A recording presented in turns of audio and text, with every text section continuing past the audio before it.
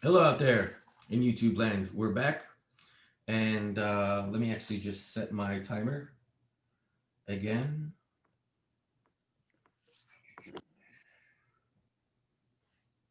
Pardon me 1 second.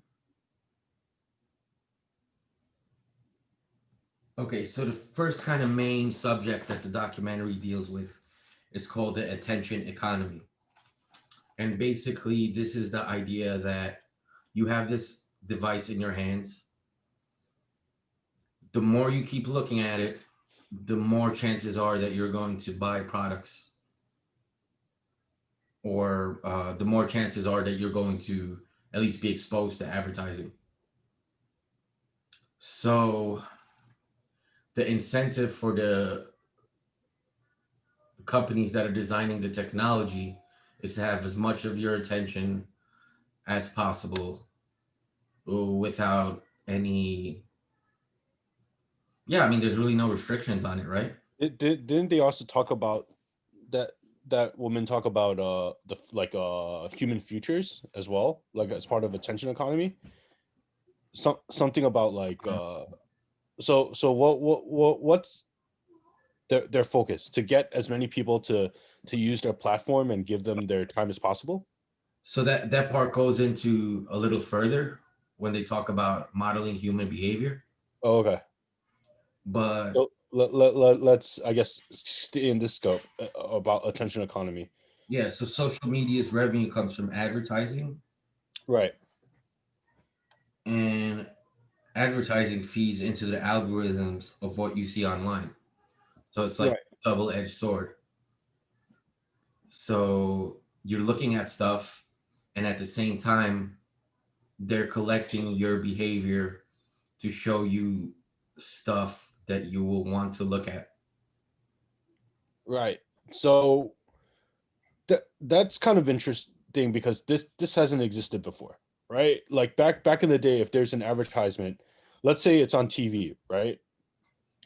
It's pretty much like a general crapshoot. Like they have like an idea, like if obviously like if it's a kids block, right? Like let's say Saturday morning cartoons in the 90s, right? And it's like nothing but Pokemon and Yu-Gi-Oh and all kinds of cartoons. They're going to show basically advertisements targeted at kids because that's the slot that they're showing at that time, or like older demographics. So they break things down to demographics. But nowadays, they really get into the specific of what the person's into in a way that wasn't available like a decade ago or 2 decades ago. Let's say 2 decades ago, basically. It was moving in that direction though, like with what do you call those things? The polls where companies do to they gather a group of people and they ask them questions to determine like how to best sell their product. Focus Right. focus groups. So Right. kind of saying like the one aspect of this kind of multi-tentacle octopus is that um, this is the world's biggest focus group. Yeah. I mean, it's taken to an extreme, basically. Like it's taken way out there. Like the scale of of this is a lot more specific. It's a lot more powerful than it used to be 2 decades ago. Like you don't need a focus group. You have everyone's a focus group member now. Like if you get a pool of let's say 50 people, right? The statistical accuracy of what people actually like in a pool of 50 versus 100% of people pooled of the population, like 300 million people getting pooled and information getting in there. 300 million people are going to give you a lot better, more accurate representation than 50 randos, right? So the data set is going to be a lot more complete. It's like literally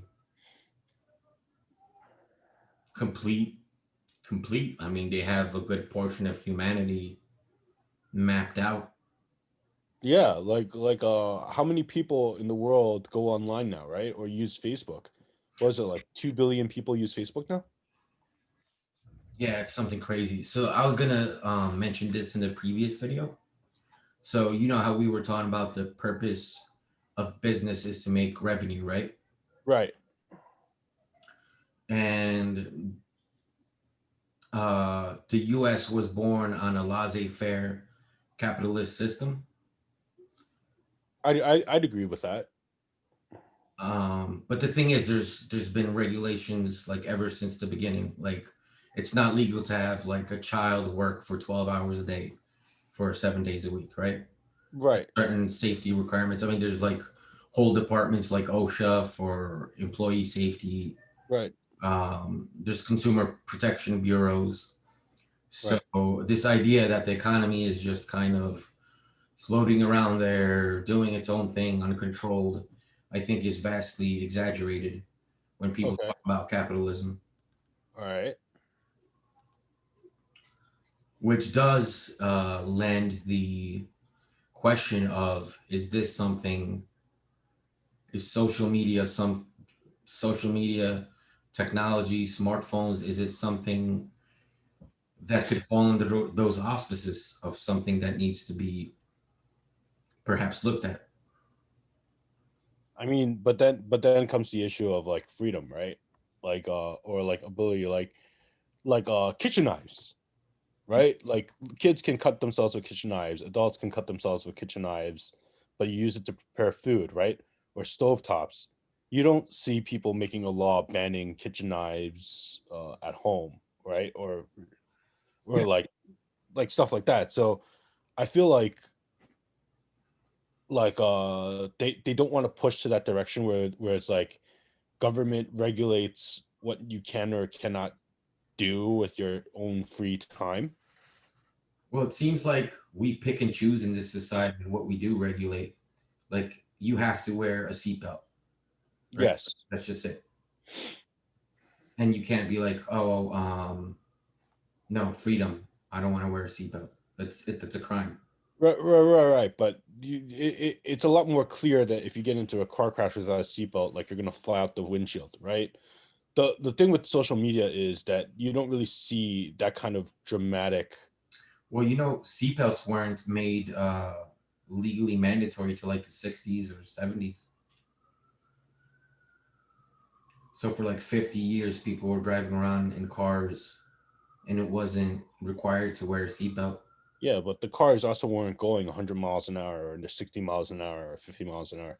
I don't think the Model T was like more than like 25 miles an hour. No, but even like in the 50s, like with the Corvettes and the Mustangs and stuff, you don't have to wear a seatbelt back then. Yeah, but I think the amount of people that had and drove cars, that density was a lot lower, so the accidents were less frequent. Maybe? Right. Is that the timer? Uh, yeah, so let's just finish this thought real quick. So then we have to determine what is the danger of social media. That's Yeah, really a more specific um, question, right?